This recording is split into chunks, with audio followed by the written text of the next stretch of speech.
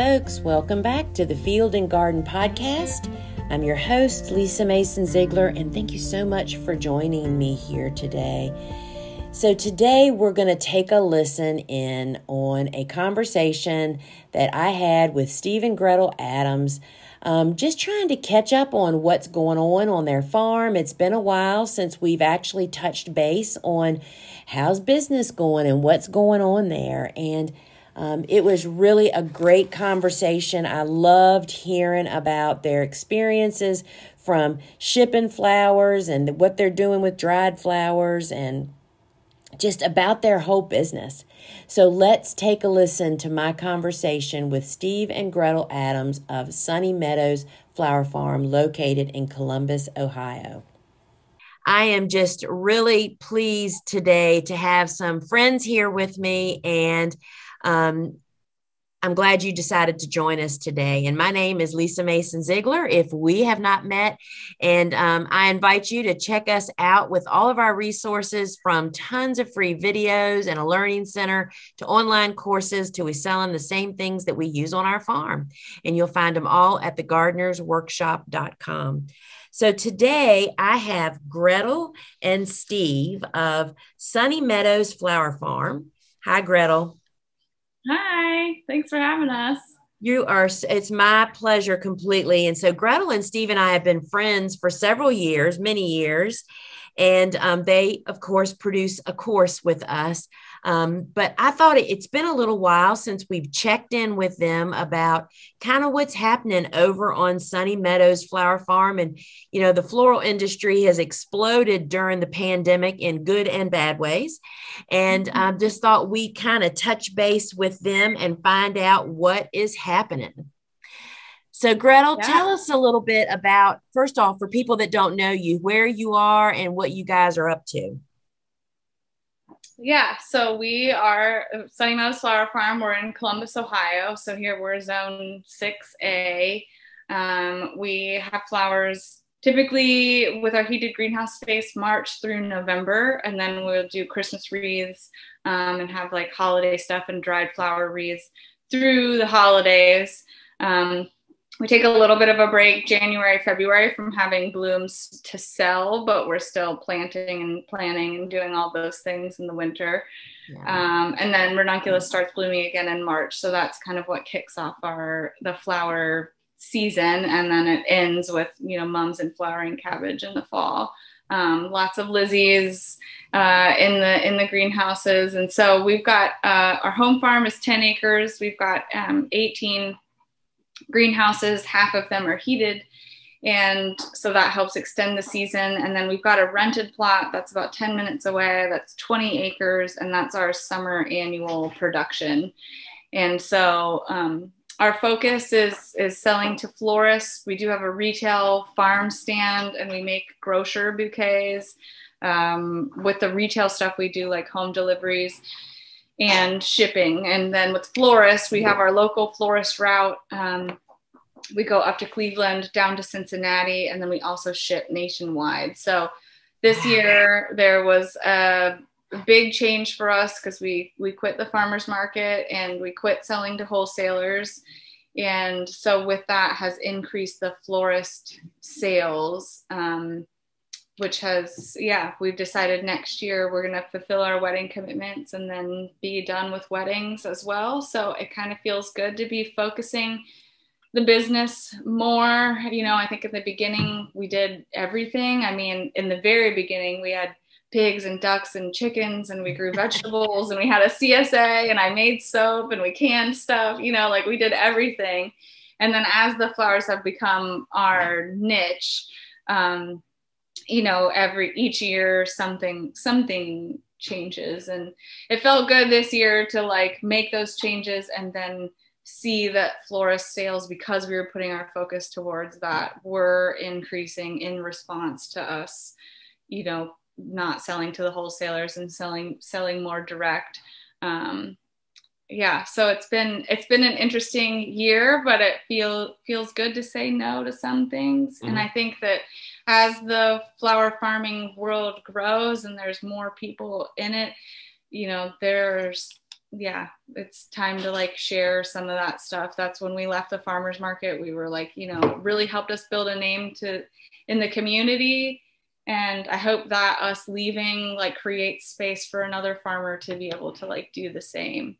So, I totally agree with you. And one of the common denominators, I feel like, with many of us that, the same group of people that would always see each other at conferences and be willing to share the information, is we want more people like us, people that are growing and being professionals and pricing right and doing all of those things. So, I think some industries are quite surprised over how honest and sharing we are, sharing your secret sauce, Yeah, definitely. I mean, I think even in comparison to like the veggie world, that not as open with other people, and that's always been a big part of it for us. Like we learned so much from our mentors, being a part of the ASCFG and meeting people that kind of like helped take us under their wing and sort of show us the way. And so that's why it's so important to us to continue on with the teaching. And so that way the flower farming, the domestic flower industry can just continue to grow. And the more of us out there are, the more accessible like local stuff is. And it kind of helps everybody. So I think that's a concept that a lot of people really don't get, especially people that are new to business. Competition, I don't really see anybody as competition. It's like, ooh, what are you doing? How can I apply that to my business, in a different way? And so something you just said a minute ago about how y'all have you started out doing a whole bunch of different stuff, which is kind of how not most businesses, but I was the same way. I mean, I can remember, oh my gosh, carting pansies to the farmer's market to sell along with my cut flowers. It's like, oh my gosh, how much work was that? And they took so much space because I didn't have a box truck. But you learn, and you get your name out there. You have to start somewhere. But what I wanted to talk about for just a minute is something that you said. It's like now that you guys have really put your focus in on florist, how that business has just blossomed for you. And I think I want to talk about the florist business in just a moment, but I think that's true. We spread ourselves so thin across so many areas that we don't really give any of those areas what they really need to really figure out if that's the spot for me. I mean, I talk to people all the time. It's like, oh my gosh, I say to them, you're doing 6 different things. How would you know how to make one of them grow, right?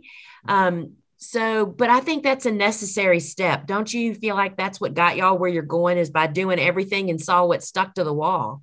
Yeah. Yeah. I mean, you're kind of working you're helping to manipulate, but you're also taking in what is given to you from the community as far as finding your niche, Yeah.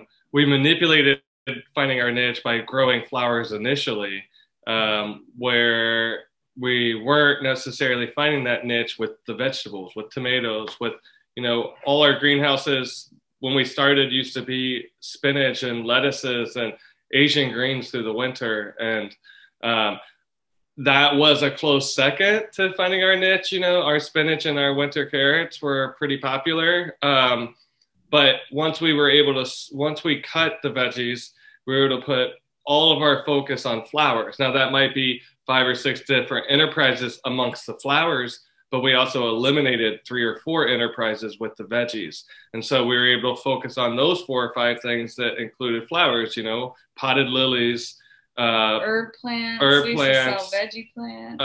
We used to sell the wholesalers, all these things. And so as we eliminate these things, we eliminate these things based on our systems and our life, I guess, or what we want out of it. And then, but that's not to say that somebody else wants something different out of their life, or somebody else has different systems set up, that they can do these other things. So it's we're not like finding out who you are.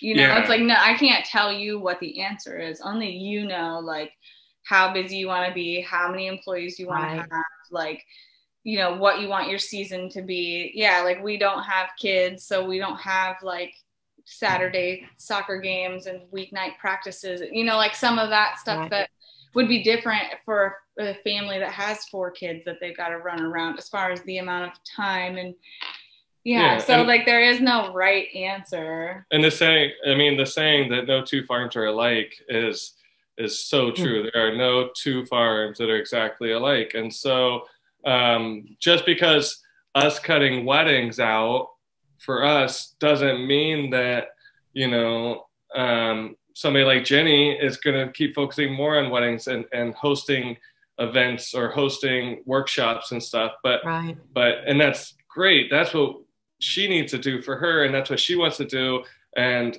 you know, great. And so it's not a this is how you have to do it.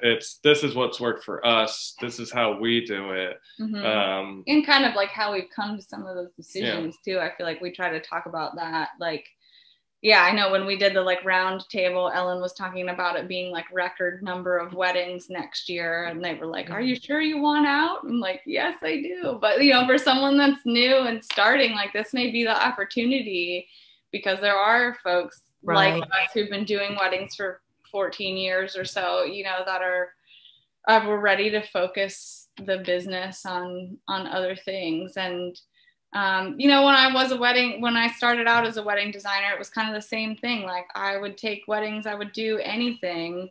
And then it was like, you kind of figure out what your style is and you say no to other things, and that kind of develops your style even more. So it's like kind of the same thing with the business, like saying no to some things sort of leads you into further developing the things that you are sticking with. So you almost find out who you are more by saying no to something than saying yes to everything, you know? It is so true.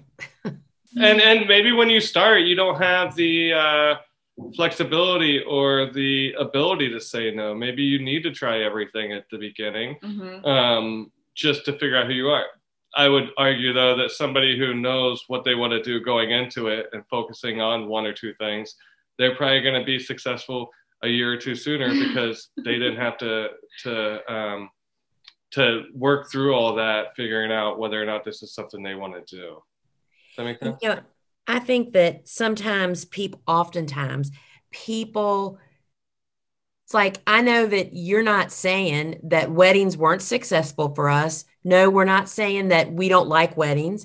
It's like, it's the natural evolution of a business to change constantly. And, you know, I mean, I'm changing. My sister, like, each week will say, so what are we doing this week? You know, I'm the worst of adding and subtracting, but that's what's kept my business moving and growing and reaching out beyond. And, but I think some people, especially when you first get in, you think, oh my, because that's when I tell people, you know, well, we're not doing XYZ anymore. They'll say, oh, what's the matter? It's like, nothing's the matter. I have something else that I'm reaching into and developing. And, so I think kudos to you. Thank you.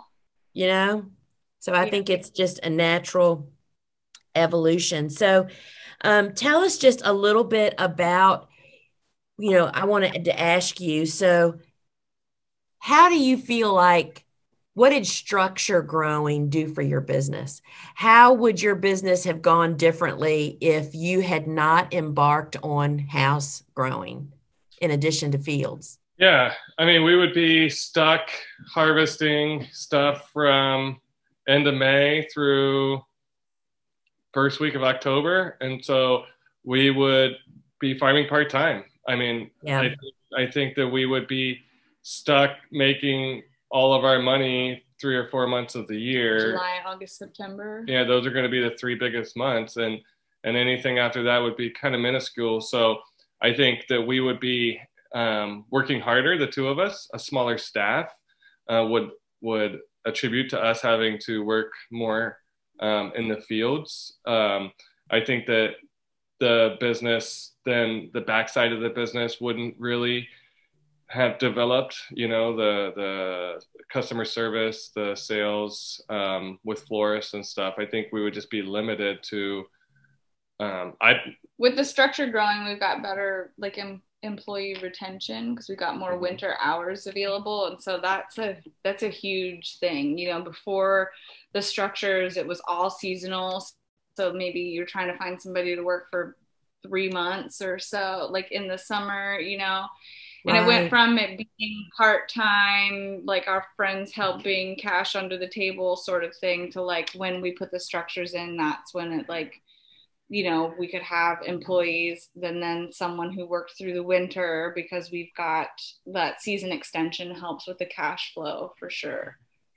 I had never really thought of it in that way, that having the houses, which extends your season and starts it earlier, and that employee retention, because people that don't have employees yet don't really understand, when you find a good worker, somebody that's heart's in it like yours, and they have a passion for it, man, I mean, they don't come down the pike every day.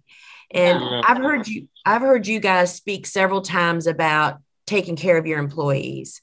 And that's something I really admire about you. And I just had never really thought about that at all. So tell us just winter hours, it means they have to get a job in the winter, and then that means they might not come back. Right. And 9 times out of 10, that other job they get is going to be easier than farming. Yep. And so we just know that we don't want, part-time or seasonal employees, you lose them, you're not going to get them back. And so, that's just our focus. I don't want them to get another job in the winter. I want them to take a day off from the farm maybe and get some rest. I don't want people to go get another job. Right. That's excellent advice. So tell us just a little bit about your shipping program. I don't think we've ever really talked about that. So what started it? I can't imagine that you were just because you started it before the pandemic, didn't you? Yeah, so we've been shipping for a few years going into it. So we started originally with a company called the Books, where they would take all the orders and the flowers would ship direct from the farm to the retail consumer. But they were the ones basically that were the host and fielding all the orders and dealing with FedEx and all of that. But FedEx was coming every day. And so we were like, well, if FedEx is already coming every day, like we should be shipping our own stuff. So that's kind of how it started, was with florists in Ohio, but like outside of our delivery area. And so the first year was kind of like our soft launch, where we were like, okay, like we'll see how it goes. We'll get feedback from people and like kind of figure out the system. So we've been shipping for a few years, and then the pandemic happened. So we're really grateful. We were already set up. We had built an online store previously as well. And so having the online store means that the inventory is live and people can shop, so they don't need to have to like email or call with us. It's like what is available is on the website. And so it's really changed the business. I mean, last year with COVID times, the wholesalers were closed for Easter, a lot of them. And there were florists that were doing deliveries still, like the ring the doorbell, leave it at the front door, right, and the DoorDash kind of stuff. And so the people needed flowers and wholesalers were closed. And so we gained a lot of customers. We gained a lot of shipping customers last year during that time. And some of those customers have become some of our best florist customers. And it's crazy because Steve and I used to be the ones doing all of the deliveries, and the sales, having all of the, having that relationship with every single customer. And so it's been a little weird to get used to, where it's like, wow, I mean, the goal with the online shop is frictionless sales. So, and, with the shipping, obviously we're not going to know everybody, but it's weird to think oh, this person's one of our best customers and we've never actually met them in person. But some of our biggest clientele, I would say, is other growers who are not growing enough of a specific color and they have an event or something is outside of their season.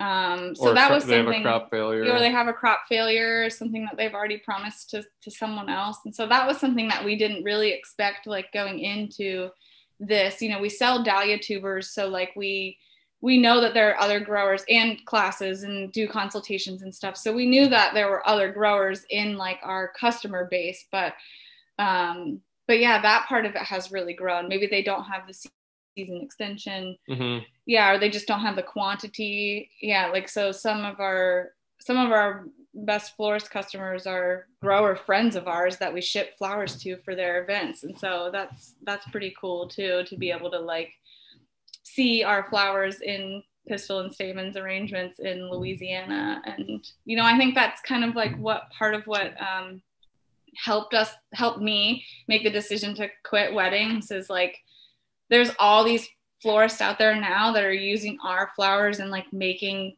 beautiful stuff. And so like the creative side of me that was like, oh, like, am I gonna miss it? It's like, it's just as beautiful what they're doing, and I'm not doing it, but it's still my flowers. And so like, I think that helps too, letting go of the wedding part of the business.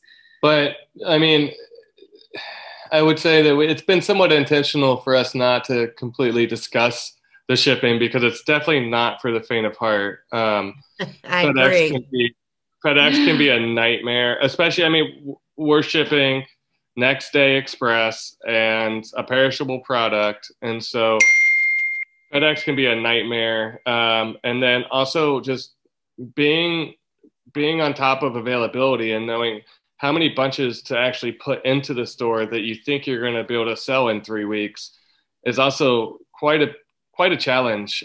Takes some years of experience. Yeah. So like I just wrote an article for Slow Flowers talking about shipping. And so our suggestion to other growers would be, you know, selling to florists for 3 to 5 years or so before you start with the shipping, so that you can learn what a florist bunch looks like, how tight it needs to be harvested is different if you're putting it in a box as opposed to using it in a wedding, you know? So like learning that, what needs special care, what flowers like don't do that great in shipping, like learning all of that stuff took a lot of time. And I think, you know, there was a winter, I worked at a flower shop in the winter between the seasons.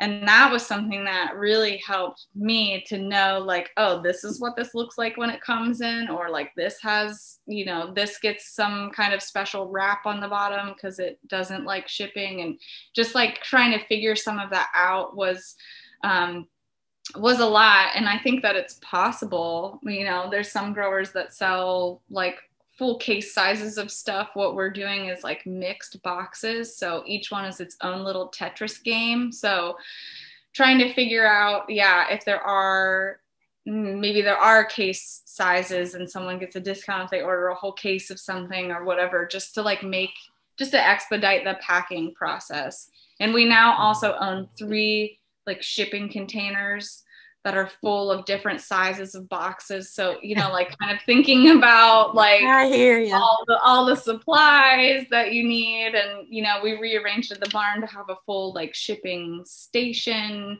so that the boxes have more room. So, you know, if someone's starting out, then I would say shipping is not the first step. I mean, I would suggest maximizing your local sales outlets before you think about selling nationally.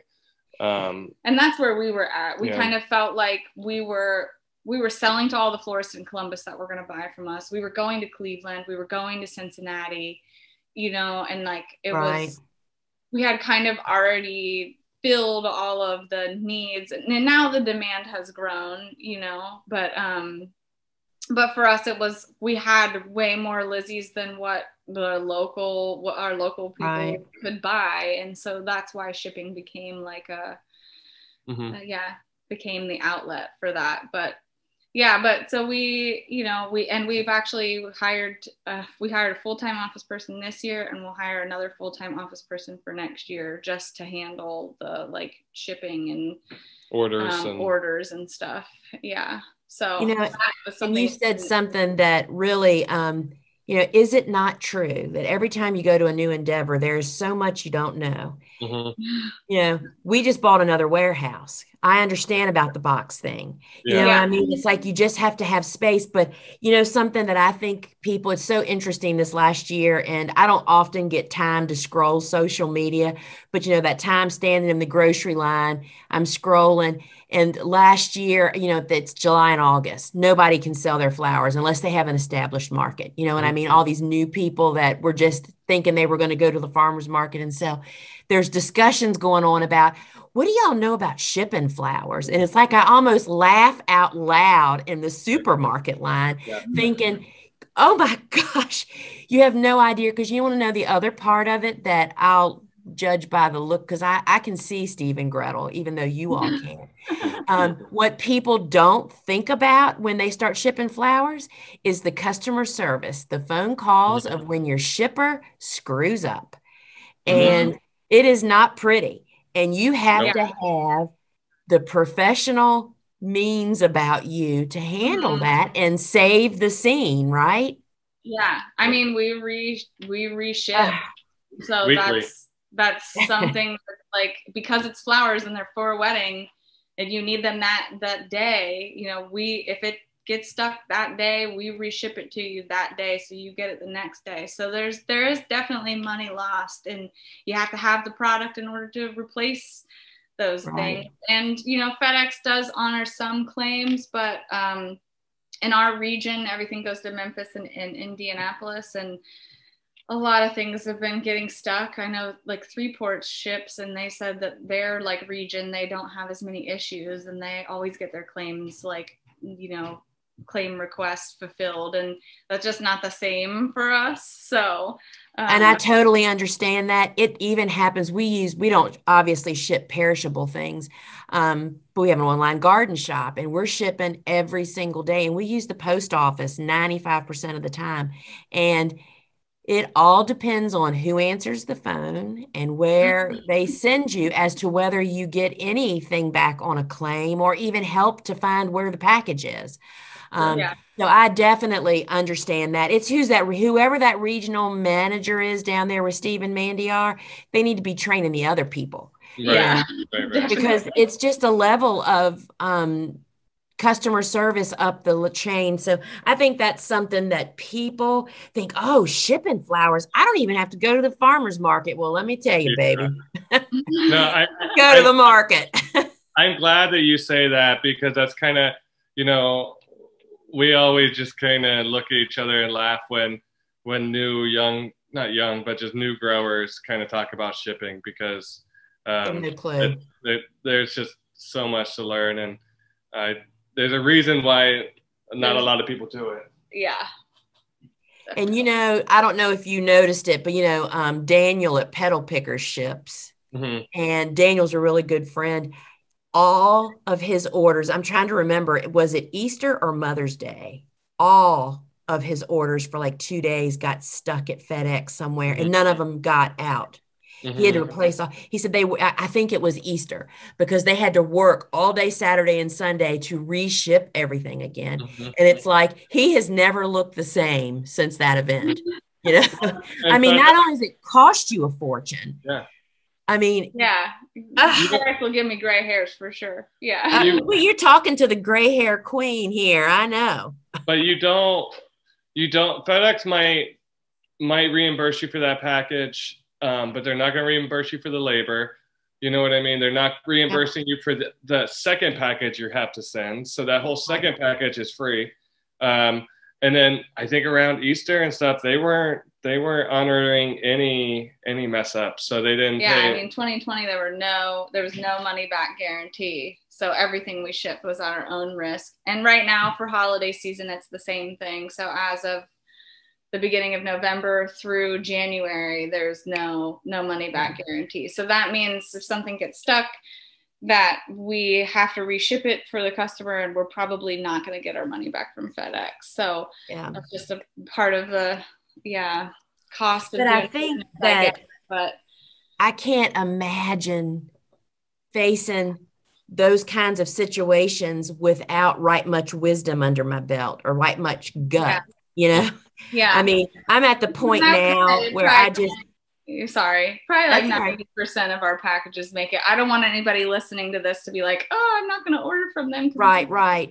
You know, like I would say 95% of our packages make it. It just is the ones that don't. It's like if they're wedding flowers, it's really important, you know? Well, it's really important, and it does happen. You know, we always say it only takes one little stinker in a bunch to mess up, you know, to cloud everybody else. And so even though, you know, we're doing it right, you know, 98% of the time, those 2% can just chop you off at the knees. So I totally understand it. But my point is that I can't imagine being a new business person and not having seasoned customer service skills to have to deal with that. And so, you know, that's just one of those situations where the grass looks greener on the other side of the fence, but guess what? It has to be mowed on that side too. And you just don't even know what kind of mower you need yet.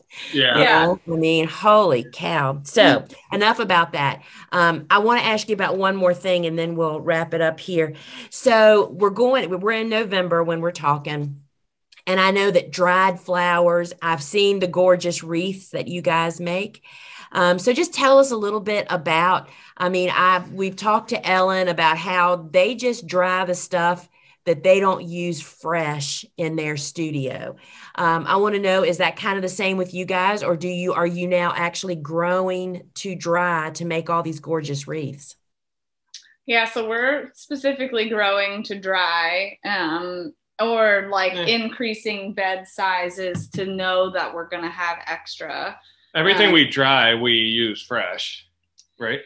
Yeah, so but the priority is if there's a lot of flowers in the field and there's stuff that we know that we can dry, we'll dry those and then use the stuff in bouquets that can't be dried, you know? So like we have kind of restructured things as far as the priority of, like, straw flower is a good example. It's beautiful. We love it. But the value of it is in a bunch that's dried or in our dried flower wreaths, as opposed to getting put in our mixed bouquets that go to the grocery store. So like what straw flower doesn't get sold to florists gets hung. It doesn't get used in grocery bouquets. And so there's things like that we've learned, but we do like plant stuff specifically for drying. We've got like a mobium and marigolds, things like that.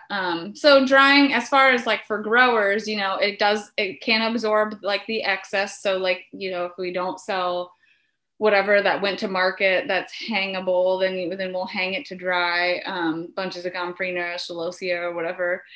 And then also if there's some things that happen in the field, like you have a celosia that blooms really short, or you cut all the main heads off and then you can cut all the little side branchy ones to dry because they're not tall enough for bouquets. And so it does help absorb some things, but we are intentionally also planting stuff specifically for drying. Because the dried flower part of it has grown so much. We just built a barn that we moved into this year on Mother's Day, and the upstairs is all for drying flowers.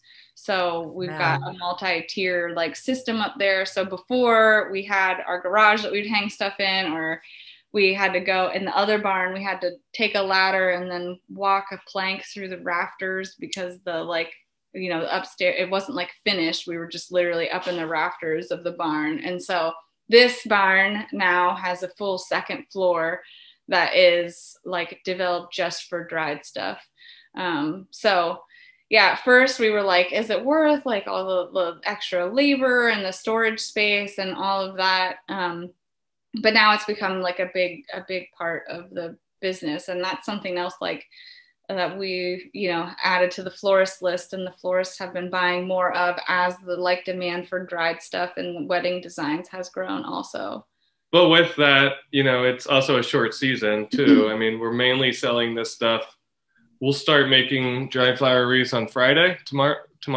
Yeah. I mean, not to date this, but in November, post frost. Yeah, it's usually post frost, but this year frost didn't come until yesterday, November 3rd, which is crazy because it's usually October 12th or 13th, something like that. But we'll start making them on Friday, and then that'll continue through Thanksgiving, and then we'll focus on Christmas wreaths. So, you know, it is an enterprise of its own, we are preparing all season for it by drying stuff, storing stuff, and then we got a month or so to make most of the dried floweries and get them out of here. So yeah, last year we did do, or this year, I guess, we did do like for Valentine's Day, we did some dried floweries just because we still had some stuff in stock. But yeah, it takes a lot of space and a lot of labor, but it's been worth it. I mean, we sell them mostly retail, so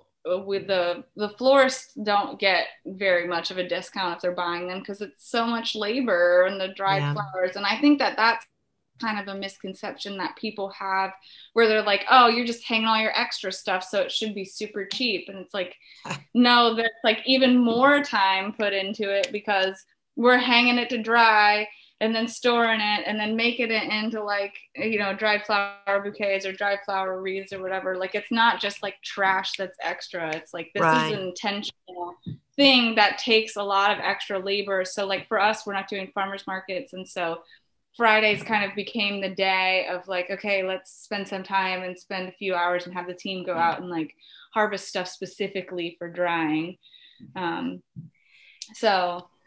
Yeah, this year we did some dry IY like bouquets in the summer with all dryable stuff that we hung. And so that's been nice because then there's some bouquets that are like pre-made with dried stuff.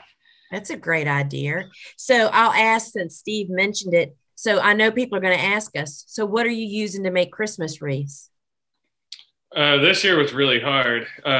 We use Christmas greens, firs, and Scott. You grow them or you buy them? We're buying. So in the past, what we would do is buy in like number 2 and number 3 trees. So they're reject trees that aren't going to be sold retail. They're kind of ugly trees or scrappy, small. The Charlie Brown trees of the bunch. Yeah. So we'll take those, buy those, and then cut them up and use those greens and wreaths. There's a lot of like Christmas tree farms in Ohio and Pennsylvania. There's probably a lot all over the country. Yeah, right? yeah. Carolina. And so it just was about tapping into that resource of finding a farm, that we could partner with to buy those greens from them. So this year was a struggle finding the trees. And so I could see at some point that being another enterprise that we eliminate, just so we don't have to do that in November, December. And because we're tired right now. The end of season is like, okay, we got this, the Christmas wreaths are our final push. We do a holiday open house. And so it does. But what takes a lot of work to get all that stuff ready in time. However, when we started, we needed that income in December to buy seeds in the spring. And so it was a necessary means to a good end. Yeah. Mm-hmm. So this year we had a hard time finding trees. So we ended up buying bundles from a place up in Pennsylvania by the weight. And we didn't really know how much weight, it wasn't comparable to us. So we talked about canceling Christmas this year, but we're already too committed. So we'll do it this year and see how it goes. But maybe next year, let somebody else come in and have that market too. Or maybe we still do a little bit, and not put so much pressure on it. Push it so hard. And people just, y'all know this. We have to rest sometime. Yeah. Mm-hmm. As we unload, I've recently unloaded some real mental work out of my business onto 2 people that are loving doing it. And guess what? All of a sudden I have ideas again. Mm-hmm. You know what I mean? It's like, you have to empty this thing sometime and give it some downtime. So we'll wrap this up, but I want to ask you, what's in the future for Sunny Meadows? I think, we've kind of already talked about this, but yeah, us dropping weddings, I think will allow us to focus and just continuing to build the florist sales part of it for us to have that farm direct. And I hope that builds the domestic flower industry in a way that, if people aren't sourcing from us and there are local farmers around them, that they're buying from them. So it's like, I hope that the access to our stuff kind of helps open the minds of the designers that are using our stuff to like think about local Yep. more often. And then we're also starting a woody farm, like a specialty cut woody farm. So branches and stuff like that. We're taking over a 30-acre field with the intention of growing into it in phases, but we want to start offering a lot more winterberry, viburnums, hydrangeas, peonies, even though those aren't woodies. Yeah, perennials. The perennials are our retirement plan. So, at some point we won't want to grow the sunflowers and zinnias, things that need replanted every year. So the perennials are things that they take a lot more money up front to like put in the ground. And so that's why it took us until this point to like have, we got probably 2,000 peonies in the ground or whatever, but this year we planted another 1,000 or so. I don't know, I thought it was a lot more, but yeah, to another 2,000. I don't know. He's not going to say it out loud. Yeah, I don't know exactly. Yeah, but yeah, so it was like having that money to buy the plants to make this investment into this perennial farm. Yeah, sunflower buckets are heavy, and there's a lot of new growers out there that we can let them do some of this summer annual stuff. Yeah, at some point maybe we won't be in the grocery stores. That's kind of been another thought, or fewer of them. Right now we do, like, I think there's 11 stores we direct store delivery, and then we also sell to a distribution center that has 20 stores.